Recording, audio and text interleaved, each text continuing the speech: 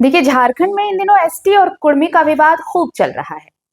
विवाद इसलिए कह रही हूं क्योंकि दो पक्ष ऐसा लगता है मानो झारखंड में आमने सामने है।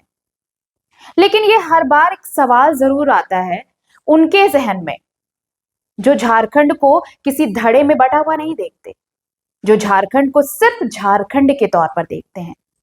और इस झारखंड में सभी का खून शामिल है, चाहे वो एसटी हो चाहे वो कुर्मी हो।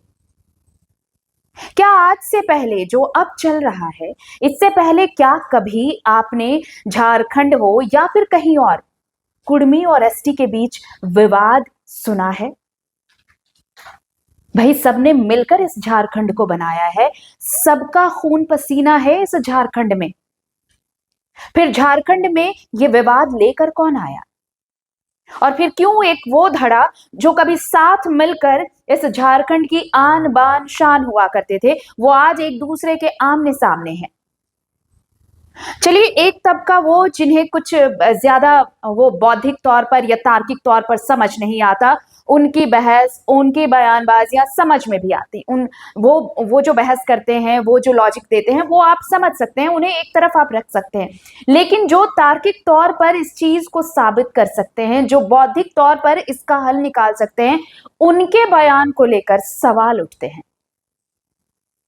और सवाल इसलिए उठते हैं क्योंकि आप कभी भी झारखंड में आप नहीं देखेंगे कि कभी भी इस तरह की किसी तरह की जात और धर्म को लेकर अगर कभी कोई विवाद हुआ हो और वो इतना पनपा हो कि बिल्कुल कम्युनल हो जाए।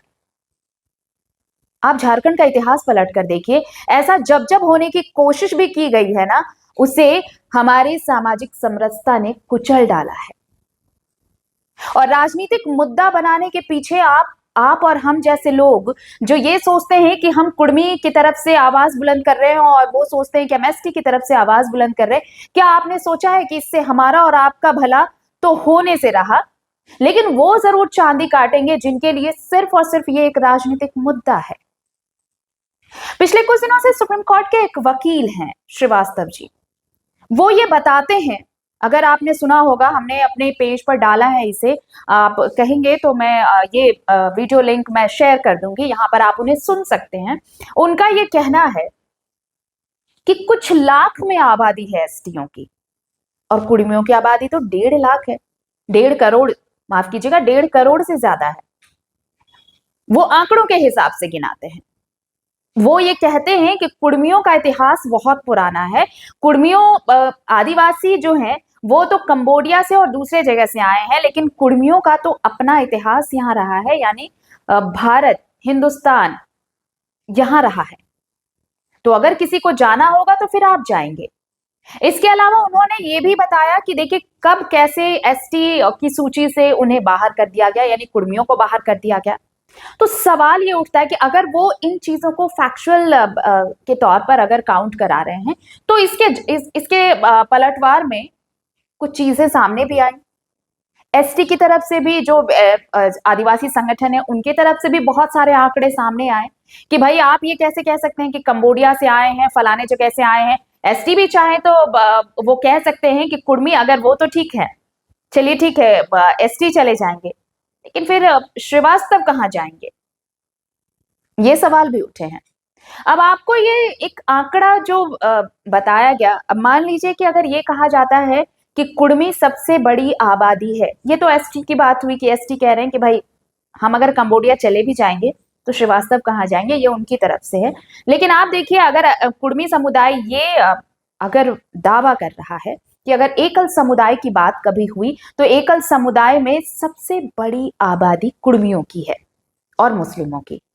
तो इस वक्त तो बात कुर्मियों की हो रही है और एसटी की हो रही है, तो हम कुर्मियों की बात कर लेते हैं। तो इसलिए ये आंकड़ा बिठाया गया। लेकिन अगर मान लीजिए कि अगर राज्य में या फिर देश में कोई जाति, कोई समूह, कोई समुदाय अपना हक मांग रहा है, तो वो सरकार से मांग रहा है, वो संविधान के अनुरूप मांग रहा है।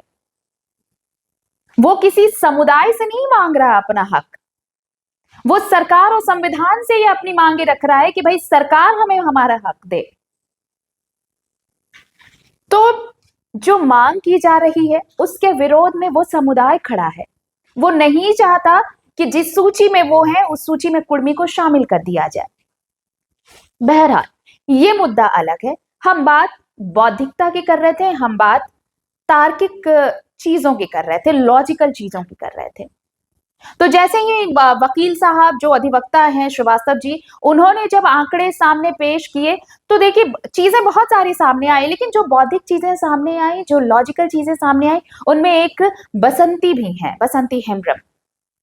मुझे लगा कि आप सबको, हालांकि उनके बहुत फैन फॉलोअर्स हैं, लोग उन्हें सुनना चाहते हैं और उनकी भाषा भी बहुत सभ्य है बाकी चीजों से। मुझे लगता है कि देखिए जब आप पब्लिक फिगर होते हैं तो आपको कुछ चीजों में बंधना होता है, आपकी कुछ मर्यादाएं होती हैं। और मुझे इसलिए अगर मैं पर्सनली कहूं तो बसंती जी ने जो कुछ भी कहा है, अगर आप उन्हें सुनेंगे तो आपको लगेगा कि ये अगर तार्किक तौर पर किसी मुद्दे पर अगर आप बहस करेंगे तो आपको समझ आएगा कि चीजें आसानी से भी हल की जा सकती हैं।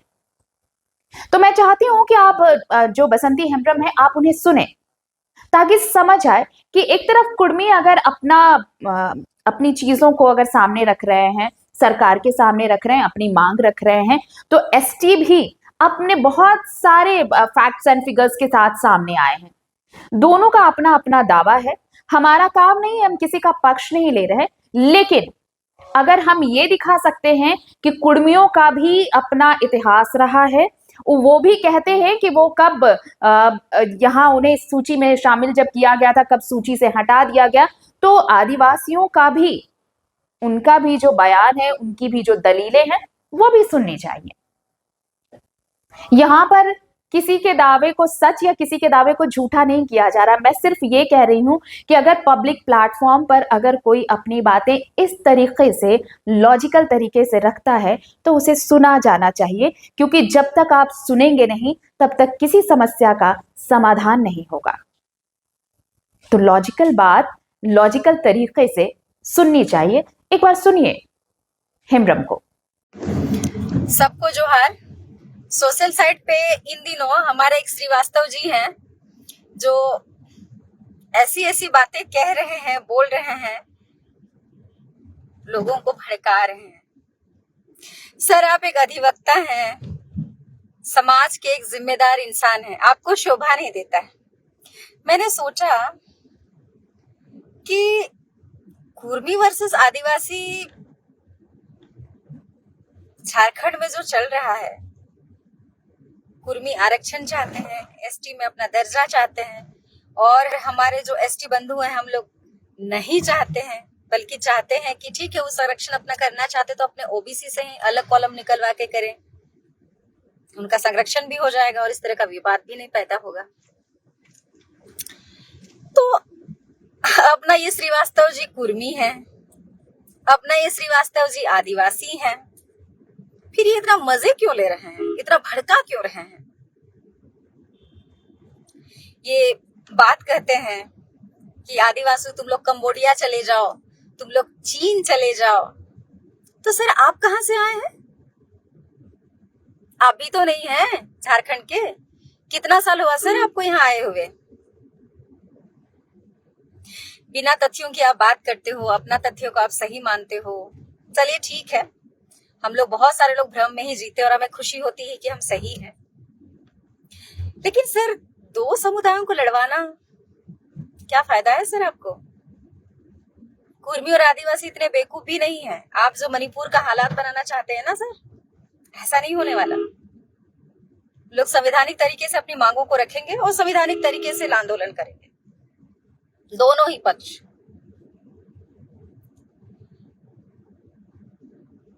ये डलहौजी का नियम जो आप अपना रहे हैं ना सर, फूट करो और शासन करो की नीति, ये धरी की धरी रह जाएगी आपकी। क्योंकि वो क्या है ना, इतिहास सबने पढ़ा है और कांच की हांडी तो बार बार चढ़ती नहीं है, तो व्यर्थ कोशिश करना छोड़ दीजिए। और दूसरी बात आप जो बोल रहे हैं ना कि 1.5 करोड़ कुर्मी है, सर अभी तक तो जातिगत जनगणना हुई ही नहीं सर। राहुल गांधी जी बहुत दिन पहले अभी मांग कर रहे थे कि भाई जातिगत जनगणना आप कराइए, ताकि उसी हिसाब से आपकी हिस्सेदारी भी तय होगी, भागीदारी के हिसाब से। तो फिर आपको पता कैसे चला सर कि 1.5 करोड़ कुर्मी है?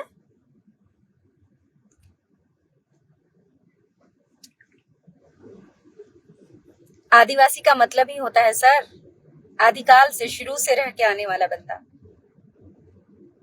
तो श्रीवास्तव जी, लड़ने के लिए ना हिम्मत और जिगरा की जरूरत पड़ती है, जनसंख्या की नहीं। 1962 में जब चाइना का युद्ध हुआ था ना, भारत और चीन का, उसमें भी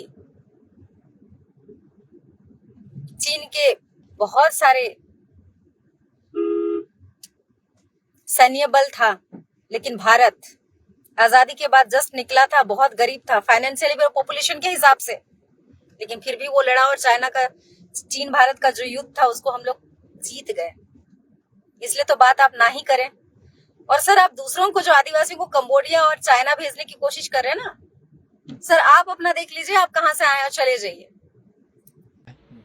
एक कुर्मी का नाम आप बताइए, एक कुर्मी लीडर जिसने संथाल के खिलाफ, संथालियों के खिलाफ कुछ बोला हो, उरांव के खिलाफ बोला हो, या मुंडा के खिलाफ बोला हो, या हो के खिलाफ बोला हो। आप एक कुर्मी लीडर का नाम बताइए। नहीं ना बोला है। लेकिन इनके खिलाफ बोलने वाले देखिए, छुट भैया 50 ठो हैं। एक ठो उसमें एक नाम भी आप लिए, कौन, क्या, डुंगडुंग, अजय तिर्की, बहुत सारे नाम है जिन्होंने कहा कि आप रेल इनकी औकात नहीं है लड़ने की। रोक देंगे अगर आप रेल रोकेंगे। हम तो बोल ही रहे, इनकी औकात नहीं है लड़ने की, इनकी औकात नहीं है। कुर्मी अगर नाराज हो जाए ना, तो ये फिर जंगल में भागना पड़ेगा इनको, या जहां से आए हैं वहां जाना पड़ेगा।